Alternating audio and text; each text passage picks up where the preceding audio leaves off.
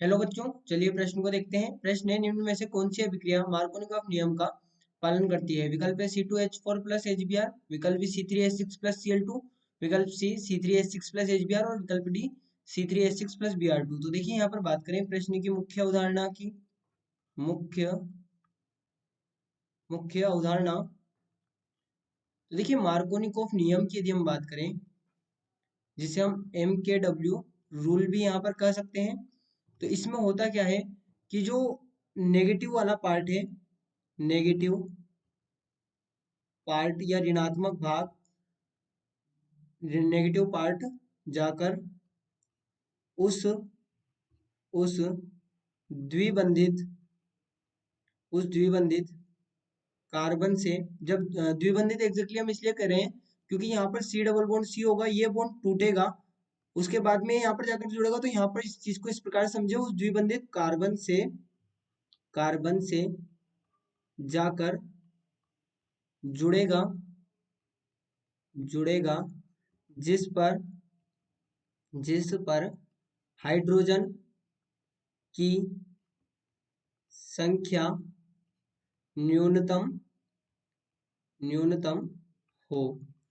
अब देखिए हम अभिक्रियाओं की यदि बात करें, सबसे पहले हम देखें C2H4 प्लस HBr, यानी कि C2H4 हमारे पास में क्या होगा, CH2 डबल बॉन्ड CH2। तो यहाँ पर तो हम किसी भी कार्बन पर लगा दें, सेम ही बात है, तो यहाँ पर तो हम इसको देख नहीं पाएंगे।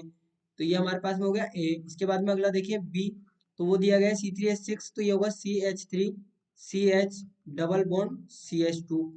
तो यहाँ पर जब हम Cl2 की अभिक्रिया करेंगे, तो Cl2 की अभिक्रिया जब करते हैं तो हमें पता है पहले तो क्या होगा, CH3 CH single bond CH2 और Cl जाकर जुड़ेगा और यहाँ पर कार्बोकेटायन बनेगा, और दूसरे ही पद में फिर CH3 CH Cl और CH2 Cl लग जाएगा। ये हमें यहाँ पर पता है। तो अब इसमें तो दोनों में क्लोरीन लग रहा है, तो यहाँ पर भी हम डिसाइड नहीं कर सकते। जो डी अभिक्रिया है उसमें भी हम इसी प्रकार से करेंगे, इस प्रकार से बी में किया है, क्योंकि जो Br2 है यहाँ पर देखिए हम लिख दें कि जो डी है, अभिक्रिया डी में भी सेम ही रिएक्शन होगी, CH3 CH double bond CH2, और जब इस पर Br2 की अभिक्रिया होगी तो यहाँ पर क्या बनेगा, CH3 CH प्लस और CH2 CH2 Br, और ये बना लेगा CH3 CH Br और CH2 Br, ये यौगिक यहाँ पर बन जाएगा। अब हम बात करें अभिक्रिया सी की, तो अभिक्रिया सी में क्या हो रहा है कि जो यौगिक है CH3 CH double bond CH2, तो यहाँ पर जब HBr की क्रिया करेंगे, HBr, तो HBr की क्रिया करने पर यहाँ पर क्या बनेगा, यहाँ पर कार्बोकेटायन बनेगा CH प्लस और CH2। एक कार्बोकेटायन तो ये बन सकता है, जब हाइड्रोजन मान लीजिए CH2 पर हाइड्रोजन ने अटैक किया तो हाइड्रोजन यहाँ पर 3 हो गए और कार्बोकेटायन ये बन गया एक कार्बोकेटायन, तो ये बन सकता है। इसके बाद में Br माइनस यहाँ पर अटैक करेगा तो ये बना लेगा CH3 CH Br और CH3, ये यौगिक यहाँ पर बनेगा।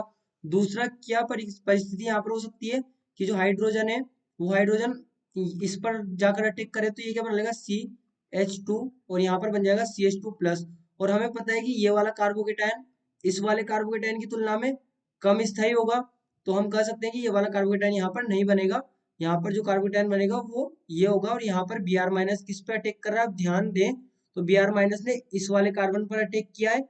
अब यहाँ पर दो कार्बन है जो द्विबंधित है, तो इस वाले कार्बन की यदि बात करें तो यहाँ पर तो दो हाइड्रोजन है, और इस वाले कार्बन की बात करें तो इसमें एक ही हाइड्रोजन है।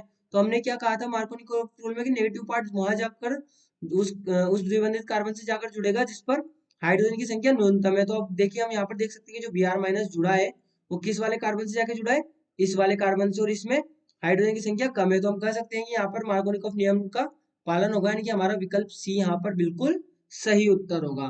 तो बच्चों आशा करते हैं आपको प्रश्न समझ आया होगा। धन्यवाद।